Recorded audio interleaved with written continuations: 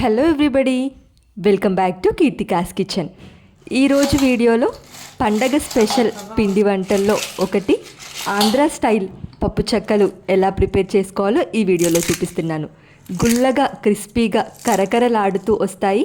ఈ ప్రాసెస్లో మీరు కనుక ట్రై చేస్తే చాలా ఈజీ ప్రాసెస్లో ఎలా ప్రిపేర్ చేసుకోవాలో ఈ వీడియోలో చూసేయండి. ముందుగా 1 కేజీ బియ్యం పిండి నేను బియ్యం నీట్గా వాష్ చేసి ఆరబెట్టి మిల్లు పట్టించాను. ఇక ఇలా పట్టించుకున్న ఈ బియ్యం పిండిని ఒకసారి జల్లించుకోవాలి. ఎక్స్ట్రాగా ఏమైనా బియ్యం నూక ఉండిపోతుంది కదా, ఇలా జల్లించుకోవడం వల్ల ఆ నూక అనేవి ఎక్స్ట్రాగా ఉండేవన్నీ పోతాయన్నమాట. సో ఒకసారి పిండి పూర్తిగా జల్లించుకొని తీసుకోవాలి. ఇలా జల్లించుకున్న పిండిని పక్కన పెట్టేసి మిక్సీ జార్లో ఒక 5 పచ్చిమిర్చి విరిచి వేసుకోండి. ఇక పచ్చిమిర్చి వేసుకున్న తర్వాత ఇందులో ఒక 2 ఇంచులు అల్లం వేసి ఈ పేస్ట్ స్మూత్గా గ్రైండ్ చేసుకున్న ఈ పేస్ట్ని బియ్యపిండిలో వేసేసుకోవాలి. నెక్స్ట్ ఇందులో 1 టేబుల్ స్పూన్ వరకు జీలకర్ర, అదేవిధంగా కరివేపాకు, 1 గుప్పెడు కరివేపాకు డైరెక్ట్గా కాకుండా సన్నగా కట్ చేసుకొని వేసుకోండి. అదేవిధంగా 2 టేబుల్ స్పూన్ల కారం, అదేవిధంగా రుచికి సరిపడా సాల్ట్ కూడా వేసేసుకోవాలి. మీరు కారం కాకుండా పచ్చిమిర్చి అయినా పూర్తిగా వేసుకోవచ్చు, లేదా పూర్తిగా కారం అయినా వేసేసుకోవచ్చు. నేను ఇక్కడ అది కొంచెం ఇది కొంచెం వేశాను. ఇక ఇవన్నీ కలిసేలా పిండి బాగా కలుపుకోవాలి. ఒక 2 గంటల ముందు 100 గ్రాముల వరకు సగ్గుబియ్యం నానబెట్టుకోవాలి. అదేవిధంగా 100 గ్రాముల పెసరపప్పు మరీ ఎక్కువసేపు కాకుండా ఒక అరగంట నానబెట్టుకుంటే సరిపోతుంది. ఇక సగ్గుబియ్యంలో నుంచి వచ్చే ఎక్స్ట్రా వాటర్ పూర్తిగా తీసేసి సగ్గుబియ్యం వేసేసుకోవాలి. అదేవిధంగా నానబెట్టుకున్న పెసరపప్పు కూడా వాటర్ పూర్తిగా స్ట్రెయిన్ చేసేసి ఈ పప్పును కూడా వేసేసుకోవాలి. ఈ సగ్గుబియ్యం అదేవిధంగా పెసరపప్పు ఇవన్నీ కూడా పిండిలో కలిసే విధంగా బాగా మిక్స్ చేసేసుకోవాలి. ఇలా చేయితో పూర్తిగా అన్నీ కలిసే విధంగా కలుపుకోవాలి. ఇక ఈ సగ్గుబియ్యం పెసరపప్పు అన్నీ కలుపుకున్న తర్వాత ఇందులో బటర్ ఒక 4 టేబుల్ స్పూన్ల వరకు ఆయిల్ అయినా వేసుకోవచ్చు. మీకు బటర్ లేకపోతే నేను ఇక్కడ ఒక 2 టేబుల్ స్పూన్స్ ఉంటుంది ఈ బటర్ వేశాను. ఒక 4 టేబుల్ స్పూన్స్ ఆయిల్ వేడి చేసి అదైనా వేసుకోవచ్చు బటర్ లేకపోతే. ఇక ఈ బటర్ పూర్తిగా కలిసే విధంగా మిక్స్ చేసుకున్న తర్వాత ఇప్పుడు వాటర్ వేడి చేసుకోవాలి. ఇలా బాగా వేడిగున్న వాటర్ పిండిలో వేసేసుకోవాలి.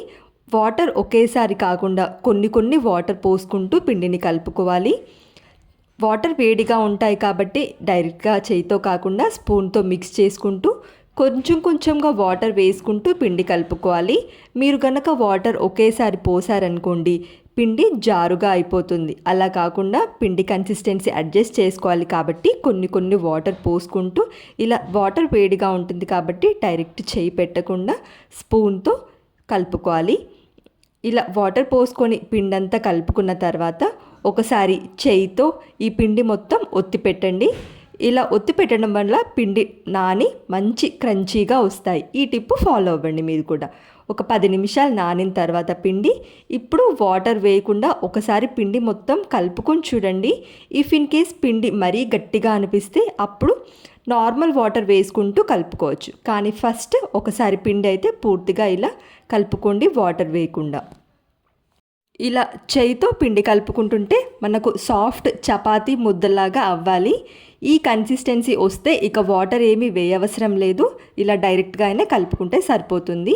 నేను ఇక్కడ మీకు కన్సిస్టెన్సీ చూపిస్తున్నాను చూడండి. ఇలా ఫింగర్ పెట్టి చూస్తే పిండి చేయికి అంటుకోకుండా ఉంటే మనకు పర్ఫెక్ట్ కన్సిస్టెన్సీ అన్నమాట. చేయికి అంటకుండా ఉండాలి. ఇక కొంచెం ఆయిల్ తీసుకొని 2 చేతులకి కూడా ఆయిల్ అప్లై చేసుకోండి.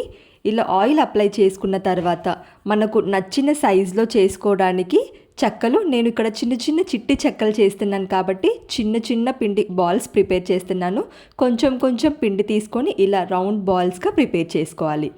ఇక్కడ మనం కేజీ పిండి చేస్తున్నాం కాబట్టి ఒకవైపు ఇలా బాల్స్ చేసుకుంటూ ఇంకోవైపు చెక్కలు ప్రెస్ చేసుకోవచ్చు. ఇలా పూరి ప్రెషర్ పైన ఏదైనా ఒక పాలిథిన్ కవర్ పెట్టేసి 2 సైడ్స్ కూడా ఆయిల్ అప్లై చేసుకోవాలి. ఆయిల్ అప్లై చేసిన కవర్ పైన మనం ప్రిపేర్ చేసిన ఈ పిండి బాల్ పెట్టేసుకొని ఈ రౌండ్ ఉండని పెట్టేసుకోవాలి. ఇక చెక్కని లైట్ ప్రెస్ చేస్తే మనకు చక్క రౌండ్గా ఫామ్ అవుతుంది. మరీ ఎక్కువగా ప్రెషర్ పెట్టవసరం లేదండి. జస్ట్ లైట్గా కొంచెం ప్రెషర్ పెడితే సరిపోతుంది. ఆల్రెడీ ఇందులో సగ్గుబియ్యం వేసాం కదా, మంచి జిగురు ఉంటుంది. సో కొంచెం ప్రెస్ చేస్తే సరిపోతుంది. ఇఫ్ ఇన్ కేస్ మీ దగ్గర కనుక పూరి ప్రెషర్ లేకపోతే ఇలా అయినా చేసుకోవచ్చు. ఇదే పాలిథిన్ కవర్కి ఆయిల్ అప్లై చేసేసి ఇలా ప్రిపేర్ చేసిన మనం పిండి రౌండ్ బాల్స్ ఉన్నాయి కదా, ఈ పిండి ముద్దను కూడా పెట్టేసి ఏదైనా ఫ్లాట్గా ఉండే ఒక బాక్స్ని లేదా గ్లాస్ని తీసేసుకొని ఈవెన్గా స్ప్రెడ్ చేసేసుకుంటే మనకు చక్క రౌండ్గా ఫామ్ అయిపోతుంది. ఇలా చక్క షేప్లోకి వచ్చేంత వరకు ప్రెస్ చేసుకుంటే సరిపోతుంది. ఈ విధంగా కూడా ఈజీగా ప్రిపేర్ చేసుకోవచ్చు ఈ చెక్కలు. ఇక ఇలా ప్రిపేర్ చేసుకున్న ఈ చెక్కలన్నిటినీ కూడా కాటన్ క్లాత్ పైన వేసేసుకోండి. కాటన్ క్లాత్ పైన ఒక సరిపడా 10 నుంచి 15 చెక్కలు ఒకసారి ప్రెస్ చేసేసుకొని ఇంకొక వైపు వీటిని ఫ్రై చేసుకోవడం కోసం ఆయిల్ పెట్టుకోండి. ఆయిల్ వేడైందా లేదా అని కొంచెం పిండి వేసి ఇలా పైకి తేలితే ఆయిల్ వేడవుతుంది.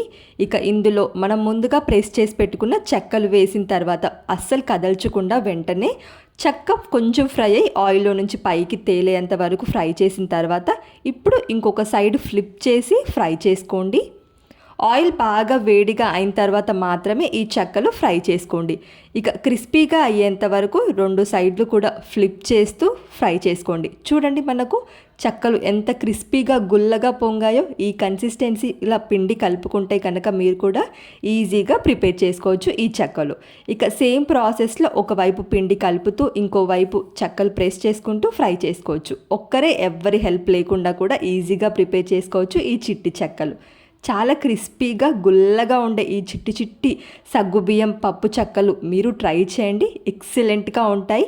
ఈ పండక్కి ఈ పప్పు చెక్కలు మీరు ట్రై చేసి ఎలా వచ్చిందో కామెంట్ సెక్షన్లో పిన్ చేయండి. వీడియో నచ్చితే లైక్ చేయండి. ఇలాంటి మరిన్ని ఇంట్రెస్టింగ్ రెసిపీస్ కోసం ఛానల్ని సబ్స్క్రైబ్ చేయండి. Thank you for watching.